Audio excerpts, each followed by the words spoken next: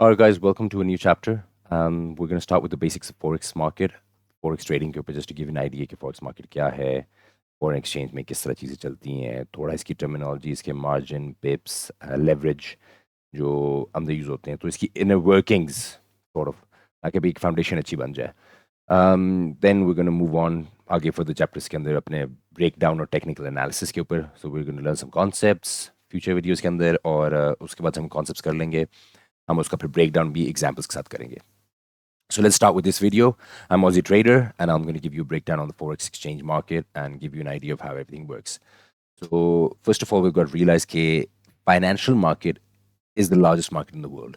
सबसे बड़ी market ये है, इसके अंदर dealings हो रही है क्योंकि everything that we do, buying and selling, trading, गाड़ियाँ हैं, घर हैं, whatever we want to buy, traveling है, airplane tickets है, we need to finance those things using currency, fiat currency.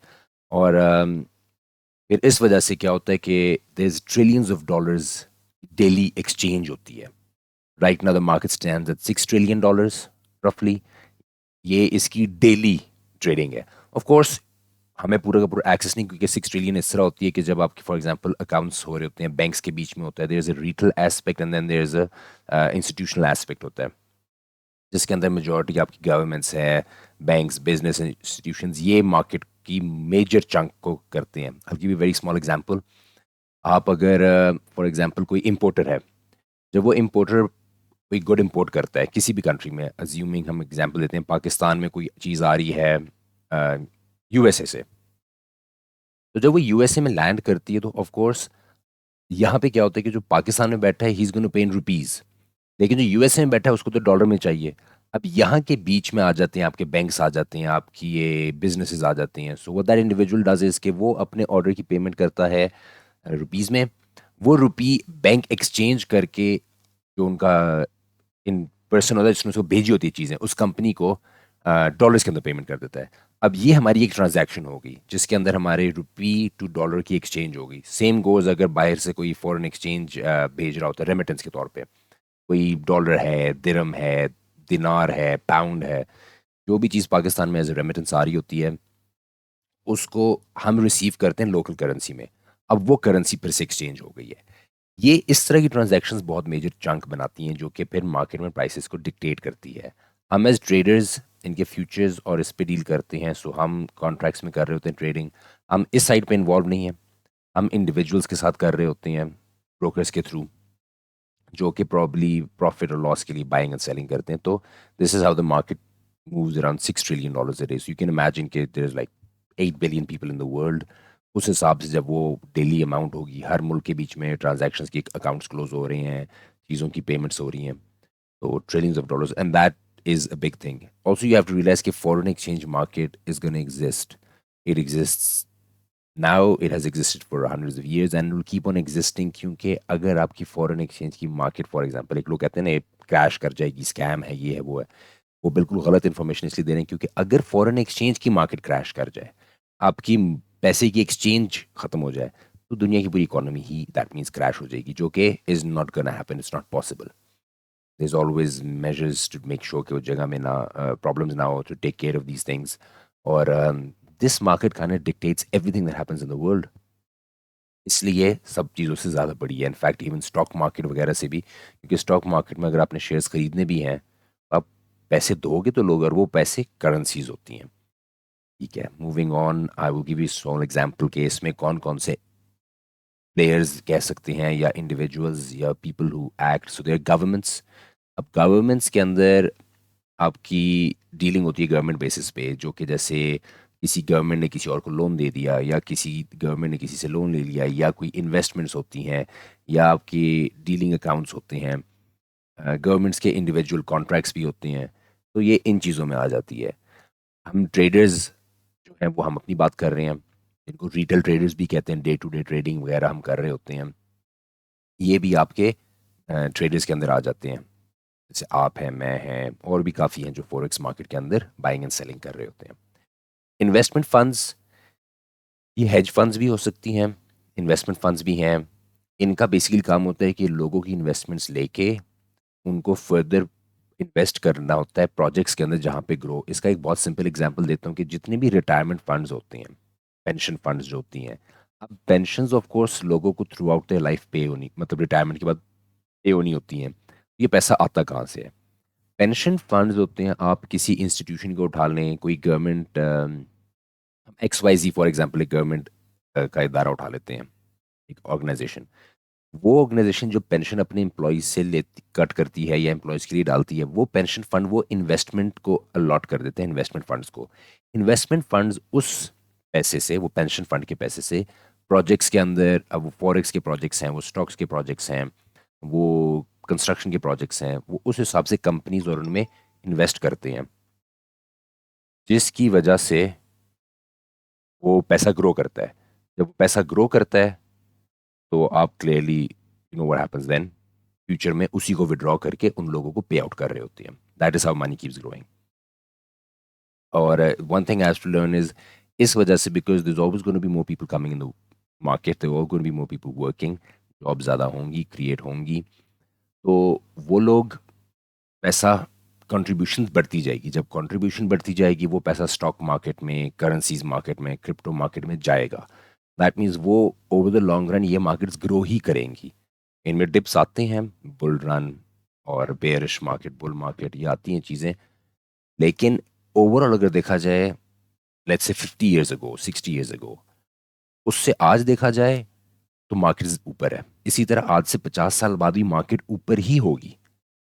ठीक है, देर आर टाइम्स जब आपकी मार्केट गिर होती है, सिचुएशंस चेंज होती हैं, लेकिन ये रिकवर करती है। सो अगर आज एक इंडेक्स, एक क्रिप्टो की एग्जांपल उठा लें, क्रिप्टो अगर आज $60,000 पे ट्रेड कर रहा है, इवेंचुअली ये ऊपर ही जाएगा, गिरेगा 50, 40, 30, 20, जिस मर्जी पे गिरता है, वो तो मार्केट की सिचुएशन बताती है, लेकिन it's gonna keep on going up. तो ओवर लॉन्ग रन ये ऊपर ही जाएगा। इसलिए काफ़ी लोग लॉन्ग टर्म इन्वेस्टमेंट्स करते हैं, और हम ट्रेडर्स हैं, हम तो डेली ट्रेडिंग और उसका थोड़ा फ़ायदा उठाते हैं बाइंग एंड सेलिंग में। अच्छा, कॉर्पोरेशंस में आपकी हेज फंड्स भी आती हैं, लेकिन इंस्टीट्यूशंस भी आ जाती हैं, जैसे आपका एप्पल है, आपका गूगल है। इन कॉर्पोरेशन के ऑफ कोर्स दुनिया भर में एम्प्लॉयज़ होते हैं, उन एम्प्लॉयज़ को पे करना होता है, प्रोडक्ट्स दुनिया भर में बिकते हैं, उन प्रोडक्ट्स की सेल्स करके अपने नेटिव कंट्री के अंदर उन पैसे को ला के एक्सचेंज करना होता है। तो ये चीज़ें भी होती हैं। सेंट्रल बैंक्स आपके एक किसी भी गवर्नमेंट के अंदर एग्जिस्ट करते हैं, जो कि गवर्नमेंट के साथ डीलिंग करते हैं। सेंट्रल बैंक के नीचे कमर्शियल बैंक्स आते हैं। कमर्शियल बैंक्स वो हैं जिनमें हम जाते हैं, डे टू डे बैंकिंग करते हैं।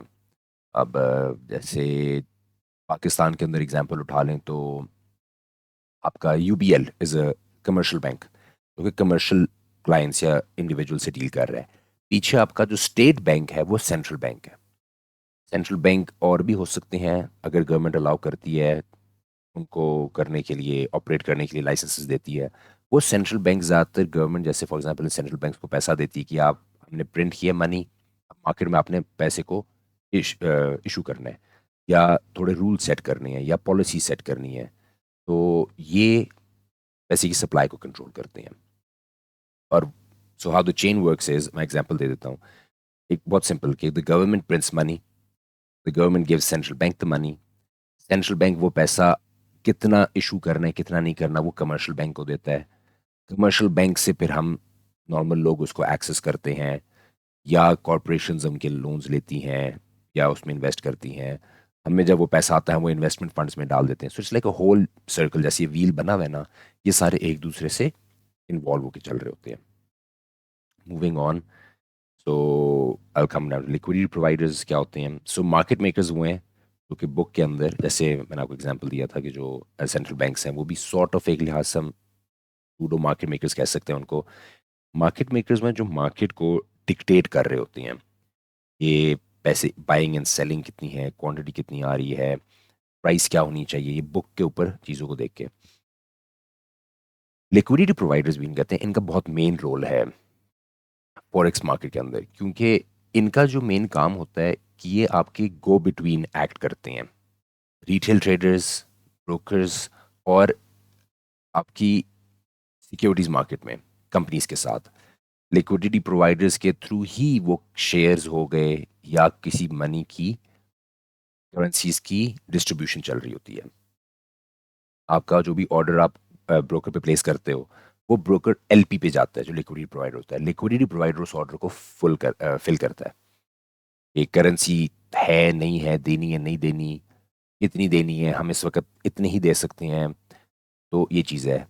लिक्विडिटी एक मेन चीज़ है। मैं आपको बता दूं कि टर्मिनोलॉजी आपने काफ़ी सुनी होगी कि मेरा एसेट लिक्विड है कि नहीं है। तो उसका मतलब है कि वो कितनी जल्दी कन्वर्ट हो सकता है पैसे में। तो anything that can easily be sold या is very quick to move in the market, उसको लिक्विड कहते हैं। इसी तरह यहाँ से टर्मिनोलॉजी लिक्विडिटी की आ जाती है कि जितनी अच्छी लिक्विडिटी होगी, जितना अच्छा लिक्विडिटी प्रोवाइडर होगा, इसका मतलब अगर मैं कोई ऑर्डर प्लेस करता हूँ तो वो बहुत जल्दी फिल हो जाता है। मैं कुछ बाय करना है, सेल करना है, they bring people together much quicker, there are people buying in the market, there people selling in the market. तो इससे हमारी मार्केट लिक्विड रहती है, and liquid market is what you want to trade in. Of course high volume के दौरान market liquid होती है, जब वॉल्यूम बहुत कम हो मार्केट इतनी लिक्विड नहीं होती, क्योंकि फिर ऑर्डर ज़्यादा होंगे या बायर्स ज़्यादा हैं सेलर्स नहीं हैं, या सेलर्स ज़्यादा हैं बायर्स नहीं हैं, तो ऑर्डर्स उतने फिल नहीं होते। इसलिए volume is a very important factor, जिसकी वजह से हम लोग मार्केट में वॉल्यूम के दौरान ट्रेड करने की कोशिश करते हैं। एलपी अपने पैसे कैसे बनाती है? जो ट्रेडर्स को स्प्रेड चार्ज होता है, या जो ब्रोकर्स आपसे कमीशन लेते हैं, चार्ज करते हैं, वो कमीशन आगे फर्दर उसमें से भी एक फीस चार्ज करता है एलपी ब्रोकर को। अभी बताता हूँ। स्प्रेड बेसिकली आपकी, जब भी आप कोई चीज़ बाय और सेल करते हो ना, उसके अंदर एक डिफरेंस होता है। उस स्प्रेड की एक एग्जांपल लिखा हूँ, I make a quick change यहाँ पे। अब ये ट्रेडिंग व्यू पे हम आए हुए हैं, ठीक है? ट्रेडिंग व्यू पे हम आए हुए हैं। अब if you look at this, यहाँ पे एक बाइंग प्राइस और एक सेलिंग प्राइस, ये buy the market sell the market. अब इसमें देख रहे हैं कि राइट नाउ अगर आप खरीदते हो तो 2330.46 पे आपको गोल्ड इस वक्त बाय करने को मिलेगा। लेकिन अगर आपने सेल करना है तो 2329.86 पे। ये जो होता है, दिस इज अ स्प्रेड। ये हर करेंसी के अंदर आता है। अगर आप यूरो यूएसडी भी देख लो, इसमें देखो ना, सो 2.4 का है। अब ये स्प्रेड हम पिप्स इसको कहते हैं, 2 पिप्स का है। फिर मैं इस वीडियो में एक्सप्लेन करूंगा पिप्स क्या होते हैं। तो see how there is a difference in price. अगर आप सेल करते हो and then you want to buy back, this is what you pay. If you buy and you want to sell, this is what you pay. तो ये spread होता है। This is the amount. जैसे अभी हम F X C M का data देख रहे हैं, F X C M is charging this much right now. Volume जब बहुत बढ़ जाती है, तो depending on the activity in the market, ये स्प्रेड ज़्यादा भी होता है, कम भी होता है। वो फिर ब्रोकर्स पे आता है। कोई ब्रोकर आपको जीरो स्प्रेड चार्ज करता है लेकिन कमीशन चार्ज करता है, कोई कमीशन नहीं चार्ज करता स्प्रेड। ये इंडिविजुअल ब्रोकर्स के साथ you have to wait them out, और फिर आपको इन चीज़ों का पता लगता है। तो this is an example of spread. Coming back, अच्छा, हमें डायरेक्ट एक्सेस नहीं है एलपी से डील करने का, because we put an order towards the broker. Broker LP के साथ करता है, जो एलपी आगे फर्दर इंटरनेशनल मार्केट के अंदर कंपनीज के साथ, जिसके साथ भी है, उनके साथ वो डील करता है। इसलिए you need to make sure you have a good broker, और उस ब्रोकर का एलपी के साथ कनेक्ट होना, अच्छी एलपी के साथ, काफ़ी इंपॉर्टेंट है। या इसके अलावा दूसरी चीज़ होती है कि होता है ECN. ECN is basically called an electronic communications network.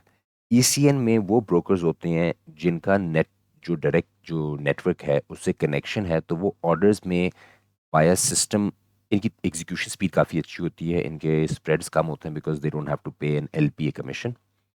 तो वो डायरेक्ट ना अपने नेटवर्क के अंदर जो ब्रोकर्स हैं उनके साथ डायरेक्ट प्रोवाइड कर देते हैं। मैं एक हाइपोथेटिकल एग्जांपल देता हूँ कि मैं फॉर एग्जांपल यूज़ कर रहा हूँ एक्सएनएस। मैं एक ऑर्डर प्लेस करता हूँ और एक्सएनएस एक ईसीएन के साथ कनेक्टेड है। दूसरे एंड पे हम उठा लेते हैं IB, which is interactive broker.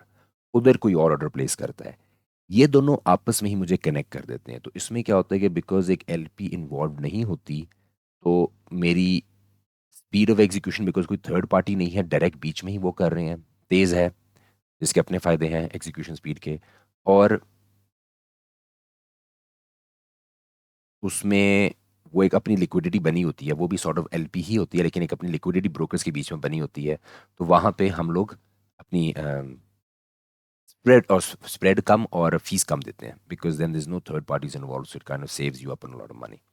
तो ईसीएनस आर गुड। तो मेन चीज़ in any broker that you want to find is के ईदर इट्स एन ईसीएन, वो बहुत अच्छा है, या उसकी एलपी अच्छी होनी चाहिए बैक एंड पे, किसी थर्ड पार्टी के साथ जब कनेक्टेड है। कुछ टॉप एलपीज का मैं एग्जांपल दे देता हूँ, जैसे स्विस कोट है, इंटरैक्टिव ब्रोकर इन सेल्फ अपनी भी एलपी करता है, एफएक्सीएम है, सैक्सो बैंक है, दिस इज क्वाइट गुड, और एवा ट्रेड है। ये कुछ एग्जांपल्स हैं and there is a lot more, so we just gonna stick with this one. अब हम ब्रोकर्स को थोड़ा डिस्कस कर लेते हैं, मार्केट के अंदर ब्रोकर्स कैसे होते हैं। So you find thousands of brokers in the market, some good ones, some not so good ones, कोई बड़े लेवल पे हैं, कोई छोटे लेवल पे है, आपको हर किस्म का ब्रोकर मिलेगा।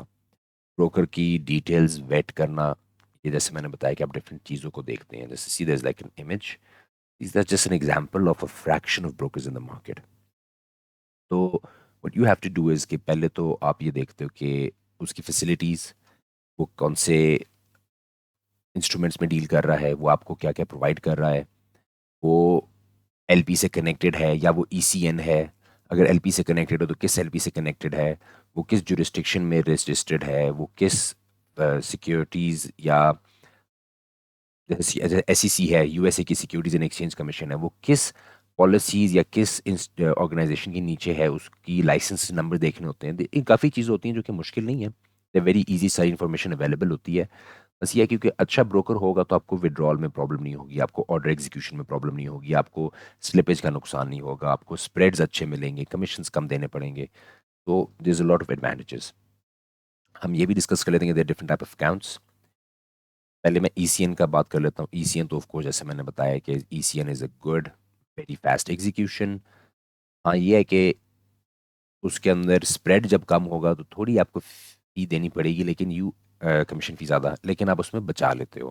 आपको फ़ायदा होता है कि इन द लॉन्ग टर्म, क्योंकि वो फिक्स होता है कमीशन लॉट के ऊपर, तो प्रॉफिट मार्जिन स्प्रेड में ज़्यादा बन जाता है, क्योंकि जब ज़्यादा स्प्रेड होगा तो आपके प्रॉफिट को ज़्यादा खा जाता है वो। ठीक है। एक इस्लामिक स्टैंडर्ड अकाउंट है। वो इस्लामिक स्टैंडर्ड अकाउंट में क्या होता है कि बाकी सब कुछ सेम होता है, या वो ईसीएन पे डील कर रहा है या वो उनका एलपी कनेक्टेड है किस तरह। पर यहाँ पे आता है कि उसमें स्वैप नहीं होता। स्वैप क्या होता है कि जब आप किसी भी ब्रोकर के ऊपर आप किसी करेंसी को होल्ड करते हो, हर करेंसी के साथ एक इंटरेस्ट रेट कनेक्टेड होता है, किसी का पॉजिटिव, किसी का कम, किसी का ज़्यादा। तो क्या होता है कि depending on what currency you are holding in exchange for what you gave, आपको either you have to pay an interest और you receive interest at the end of the day. ये डेली के ऊपर होता है। तो स्वैप चार्ज होता है जब आप ओवरनाइट होल्ड कर रहे होते हो। अगर तो आपकी ट्रांजैक्शन हो रही है, डे ट्रेडिंग है, आपको पता है कि मैं with in the same business day close कर रहा हूँ, तो आपको स्वैप्स की टेंशन नहीं होती। लेकिन अगर आपको लगता है कि मेरी थोड़ी लॉन्ग टर्म है, मुझे होल्ड करनी पड़ेगी, मेरी अगले दिन जा सकती है, मुझे स्वैप चार्ज हो जाएगा, और you don't want to avoid that, तो आप किसी भी ब्रोकर को स्पेसिफाई कर देते हो जो सपोर्ट करता है, वो आपके अकाउंट के ऊपर स्वैप्स बंद कर देता है और आपका इस्लामिक अकाउंट खोल देता है। That is the only difference. बाकी आपकी ट्रेडिंग को कोई फर्क नहीं पड़ता। ये चीज़ है कि उसमें कह सकते हैं कि जो काफ़ी लोगों के रिजर्वेशंस होती हैं इन रिगार्ड्स टू ये इंटरेस्ट वगैरह, उसको अवॉइड किया जा सकता है। कमीशंस में चेंज नहीं करते, चीज़ों में चेंज नहीं करते, तो आपको अच्छा रहता है। हाँ, जो मैं मेंशन करने लगा था, ये टाइम जो होता है ना एंड ऑफ डे या 24 आवर्स का, ये एक फिक्स्ड होता है। ये आपने कब ट्रेड लिया उससे डिटर्मिन नहीं होता। ये इनकी अपनी एक डे क्लोजिंग होती है, तो उस हिसाब से अपने लोकल टाइम से इन्हें एक रखा होता है। फॉर एग्जाम्पल पाकिस्तान के अगर 12 बजे हैं, मैं एग्जाम्पल दे रहा हूँ, रात के 12 बजे। अब अगर आप ट्रेड सुबह के दोपहर के 1 बजे लो, आप ट्रेड रात के 11 बजे लो, आप इनफैक्ट 11:59 पे भी ट्रेड लो, इनने 12 बजे अपने अकाउंट्स को क्लोज करके स्वैप चार्ज करना होता है। तो आपको स्वैप पड़ेगा even if you take it a minute before. ठीक है। तो ये कॉन्सेप्ट लोगों का मैं क्लियर करता हूँ। पीपल थिंक कि मेरे पास 24 आवर्स हैं, वो आपकी ट्रेड से 24 आवर्स नहीं काउंट होते, वो इनके दिन के अपने टाइम जहाँ पे भी इनका क्लोजिंग है। वो एग्जाम्पल मैंने 12 दिया है, हो सकता है किसी की क्लोजिंग 5 PM हो अपने लोकल टाइम में, डिपेंडिंग कहाँ पे ब्रोकर लोकेटेड है, किसी की रात के 9 बजे हो सकती है। तो दीज थिंग्स आर डिफरेंट।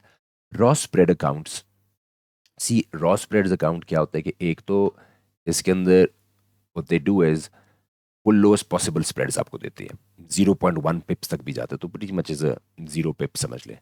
ये है कि वो कमीशन चार्ज ज़्यादा करते हैं।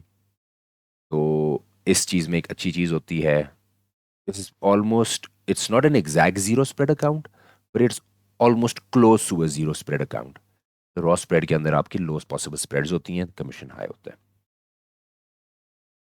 तो ये हो गए हमारे types of accounts. You decide what account you want to go for. आप अपने ब्रोकर्स करो। हमारे रेकमेंड ब्रोकर्स जो हैं, हमारे में मीन मी या मेरी टीम के जो हैं, वो तो आपको हम बता देंगे कौन कौन से हैं, then you can go to them. Otherwise you are free to look into the market, to indulge in different brokers and see. लेकिन ये होता है कि हमारा एक्सपीरियंस रह चुका है इतने सारों के साथ, तो इस वजह से हम एक पर्सनल एक्सपीरियंस से, एक डीलिंग से, we can recommend you a much better one. अच्छा, coming to the next thing, this is where a bit technical aspect आ जाता है, लॉट साइजेस। मार्केट में जब भी आप ट्रेड करते हो, you trade in lots.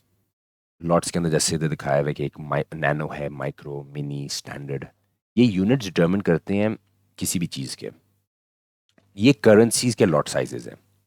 Gold का लॉट साइज का यूनिट डिफरेंट है, और उसका ऑयल का डिफरेंट है। ऑयल के 10,000 यूनिट्स एक स्टैंडर्ड लॉट होता है, 10,000 बैरल्स। और गोल्ड का 100 आउंस एक स्टैंडर्ड लॉट होता है। ये जब भी आप देखोगे, this is what the units are. जब भी आप ट्रेड करोगे तो हमेशा लोग लेते हैं ना कि 0.5, 0.1, 0.2, 1, 2, 3, 1.2, ये इस तरह आपको शो होते हैं। ये कैलकुलेशन के कैलकुलेटर्स भी हैं, and this is a simple thing के each lot basically means this is the amount of money changed in your balance per pip. पिप क्या है वो मैं आगे बताता हूँ, प्राइस के अंदर होता है। अभी सिंपल एग्जांपल देने के लिए, अगर एक चीज़ है $1 पे, एग्जांपल दे रहा हूँ, और वो हमने एक स्टैंडर्ड लॉट उठाया हुआ है उसका, अगर वो 99 सेंट्स पे आई तो उसमें एक पिप का चेंज आया, तो हमारी $10 की चेंज आ जाएगी। अगर वो 101 पे गई, उसमें तब भी एक पिप का चेंज आया, तब भी 10। अब वो हमारे फेवर में या हमारे अगेंस्ट है, ये डिटरमिन करता है कि हम बाय कर रहे हैं या सेल कर रहे हैं। हम प्राइस को चाहते हैं कि वो ऊपर जाए, हम प्राइस को चाहते हैं वो नीचे जाए। लॉट साइज कैलकुलेटर्स है ये आपको। जब meta trader, there is a video on meta trader, उसके अंदर जब वी डन दीज थिंग्स, उसमें लॉट की ट्रेड लेके दिखाया हुआ है कि यार हमने जितना लॉट लिया है, उसमें आप ज़्यादा एग्जाम्पल देख सकते हो इन फ्रंट ऑफ यू कि okay fine, this is what the change in pip is and what not. तो coming forward, just to get an idea right now, don't worry about it. Meta trader में covered है ये lots का। Normally when you will be dealing, आप gold की भी करो क्या, this something that comes with practice, demo trading, there are examples के साथ हमने दिखाया हुआ है। क्रिप्टो में थोड़ा फर्क होता है। क्रिप्टो में नॉर्मली लॉट्स को नहीं कंसिडर किया, कॉइन्स किया जाता है, लेकिन these are standardize, it's pretty much the same thing. You buy 10,000 units of specific currency, और you buy 10,000 units of coin. Units units होते हैं।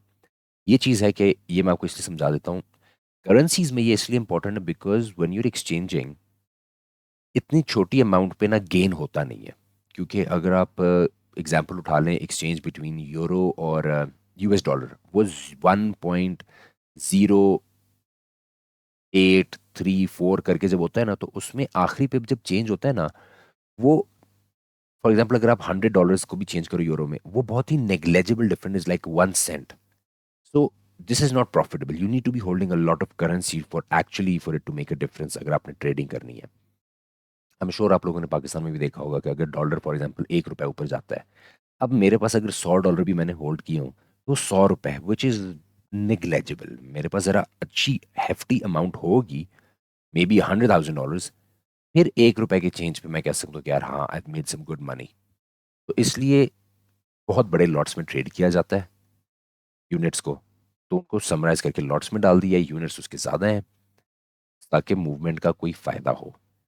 डिफरेंट करेंसीज के लिए डिफरेंट चीज़ें हैं, क्योंकि कुछ करेंसीज में आपका एक्सचेंज रेट मैटर करता है, उसकी वजह से बड़ा फ़र्क पड़ सकता है। जैसे पाकिस्तान में करेंसी की जो एक्सचेंज है वो $1 to 200, एंड इस वक्त आई थिंक इज 279 है।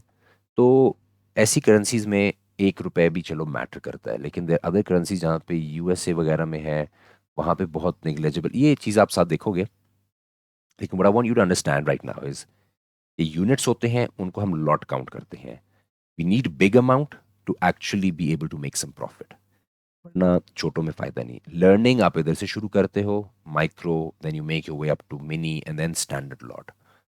एक टाइम आएगा जैसे भी when I take a trade, मेरी एक trade 5-5 lot is just a normal thing, 5 standard lot, क्योंकि मेरे पास कैपिटल इतना है। ये आपके कैपिटल पे डिटर्मिन होता है। और your ability to take these is also based on your leverage, जो आगे कवर होगा, क्योंकि ऑफ कोर्स अब आपके पास $100,000 तो होंगे नहीं। यहाँ पे आप लेवरेज को यूज करोगे, एग्जीक्यूट करोगे to make some really good gains. Leverage कैसे काम करता है? अच्छा, सो लेवरेज क्या होता है कि डिफरेंट ब्रोकर्स आपको एक लेवरेज देते हैं, 1:100, 1:50, 1:500, 1:1000। लेवरेज एक डबल एज सोर्ड है। जितना ज्यादा लेवरेज होगा उतने बड़े अमाउंट ऑफ कैपिटल को आप कंट्रोल कर सकते हो। मेरे पास $1,000 हैं, मुझे 100 का लेवरेज अलाउड है, मैं $100,000 की ट्रेड उठा सकता हूँ। सही है। लेकिन फिर अगर मेरा प्रॉफिट $100,000 के मुताबिक है तो मेरा लॉस भी उस मुताबिक होगा। So you have to be very careful. Risk management बहुत मैटर करती है। जैसे यहाँ पे दिखाया कि जो आपको टोटल मार्जिन, मार्जिन बेसिकली वो अमाउंट है जो लेवरेज के बाद आपको कंट्रोल करने को मिलती है। ठीक है।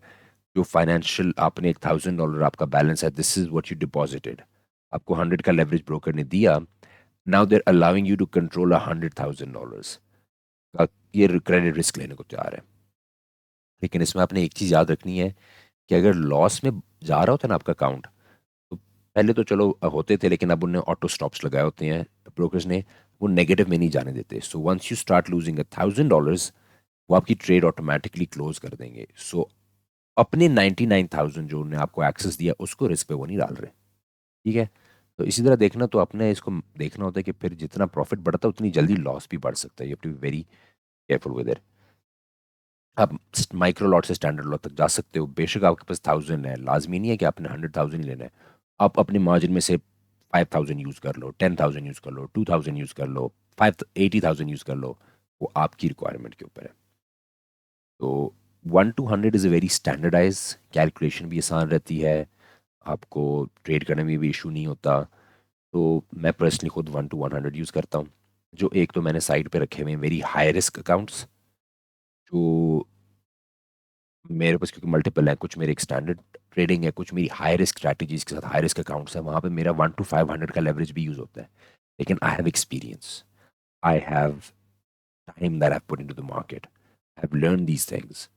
तो आई नो, और मैं डिसिप्लिन और स्ट्रिक्ट हूँ अपने ट्रेडिंग प्लान और अपनी रिस्क मैनेजमेंट साइकोलॉजी के साथ। तो मुझे पता है कि यार मैंने इस अकाउंट पे इतना रिस्क लेना है, इस पे मैंने इतना लेना है, ये स्ट्रैटेजी इसके लिए, ये स्ट्रैटेजी इसके लिए।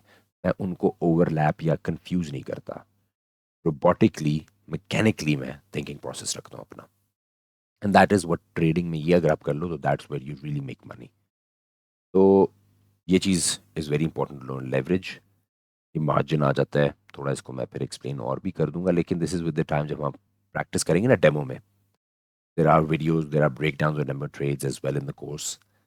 That's when you would further go into the detail, लेकिन you have to research on these things as well. The आपको बेसिक फाउंडेशन नॉलेज दे रहा हूँ मैं। पिप्स की मैं बात कर रहा था। सो प्राइस में आपको टिकर, जब भी टिकर सिंबल इज जहाँ पे प्राइस नजर आती है, ऐसे नजर आएगी। आपको जो लास्ट डिजिट होता है, अच्छा एक मैं बता दूं, इज 1 पॉइंट, दैट इज पिप में। हम नॉर्मली फोर्थ को, अब ये भी पिप होता है लेकिन इसको हम माइक्रो पिप कहते हैं। Fifth, fourth is what you really want to look. तो 1 पिप को 10 पॉइंट्स क्यों कहा हुआ है? क्योंकि वो फोर्थ पे आ जाता है। ठीक है। इसको हम कहेंगे ये 1 पॉइंट की 0.1 पिप। जैसे मैंने वीडियो में प्रीवियसली कहा था कि 2.4 था, so that was actually 24 points, which man 2.4 इसलिए बन गया था। 10 पिप्स 100 पॉइंट्स हो जाते हैं। तो पिप्स is called percentage in points, ये एक्रोनिम है इसका, पिप्स। तो एग्जांपल मैं आपको भी देता हूँ। यूरो यूएसडी की हमारी प्राइस है 1.07500। अब प्राइस ऊपर चली जाती है 1.07520, ये 20 पॉइंट्स ऊपर गई है। लेकिन हमारे हर 10.1 पिप होता है, तो ये 2 पिप्स गई है। तो मैं ट्रेडिंग करते हुए फिफ्थ को कंसिडर नहीं करता, because when I went into the market fifth को इतना नहीं गिना जाता था। They were brokers only offering up to the fourth, आपको टिकर सिंबल देते थे। अब बिकॉज ऑफ वॉल्यूम और स्कैल्पिंग और काफ़ी स्पीड बढ़ने की वजह से they are able to quantify and keep a check on such small amounts technology के साथ साथ। तो वो ये भी ऑफर कर देते हैं। अगर किसी ने 2.5 पिप्स है, 3.2, 4.8 इन चीज़ों को, लेकिन this is the standard. I personally recommend stay to the fourth. That is then up to you. और मैं आपको इसमें एक और चीज़ दिखा देता हूँ कि करेंसीज जैसे ये 5 डेसिमल्स हैं, तो हम इसको 4 डेसिमल प्लेस को कंसिडर करेंगे. तो euro USD, there are other currencies, जैसे अगर आप यूएसडी जेपीवाई को देखते हो, इसमें 3 है. इसमें क्या है कि इसमें जो 151.607 है, तो जो 60 वाला ना, ये वाला हमारा पॉइंट पे कंसिडर होगा. तो इसमें ये 7 से अगर 8 हो जाता है, ये 1 पॉइंट की मूवमेंट है. तो 2 डेसिमल प्लेस वाले में जो सेकंड डेसिमल होता है, वो हमारा 1 पिप होता है, वो पिप पॉइंट होता है. तो 1 है, अगर ये 6-3 हो जाए, तो यहाँ से this has gone up by 2.3 पिप्स, क्योंकि 630 माइनस 607 इज 23 पॉइंट्स, तो 2.3 पिप्स होता है. Same goes for gold. Currencies with 2 decimal मतलब 3 डेसिमल प्लेसेस जो कोट कर रही हैं, उसमें हमारा आखिरी वाला एक पॉइंट होता है, और जो सेकंड लास्ट होता है वो हमारा पिप गिना जाता है. मैंने एक आपको टिटबिट दे दिया है, so you can be easy to know, ताकि आपको कन्फ्यूजन ना हो कि यार इसमें डेसिमल प्लेसेस 5 नहीं है, इसमें 3 है, इसमें 5 है. ये क्लैरिफिकेशन मैं कर दूं. अच्छा, स्प्रेड की मैंने एग्जांपल दी हुई है आपको कि बाइंग एंड सेलिंग के बीच में जो फ़र्क होता है, that's where the exchange basically makes its money. LP को यहाँ से जाता है, एक्सचेंज को यहाँ से जाता है, so that's what they are charging you. Margin मैंने आपको एक समझाई है कि मार्जिन क्या होती है.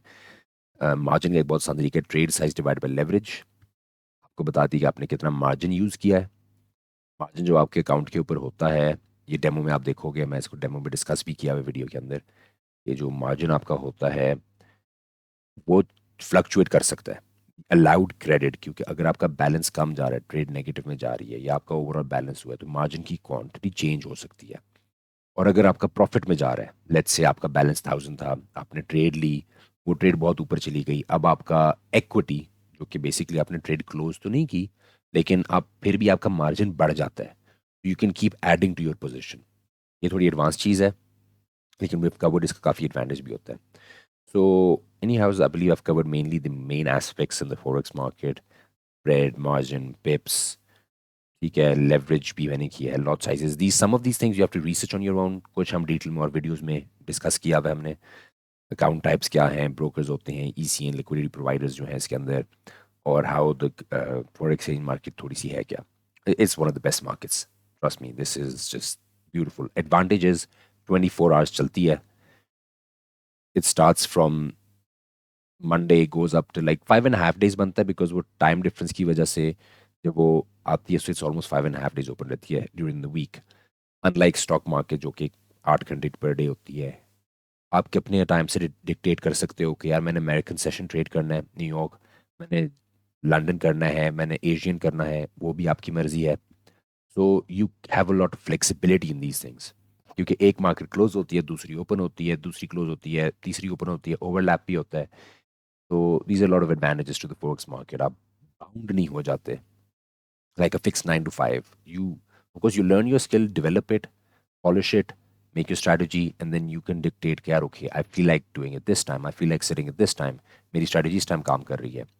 And then once you hit your targets, close the computer, just go do some other things, enjoy your life, build upon things, build other businesses, and see what God's green earth has to offer. Just, it was a tongue twister. So anyways, thank you guys for staying in this video. थोड़ी लंबी हो गई थी, लेकिन of course जब information देनी है detail के अंदर तो लंबी तो होगी. But have a good time learning everything, enjoying trading, happy trading, and I'll be seeing you in the next video.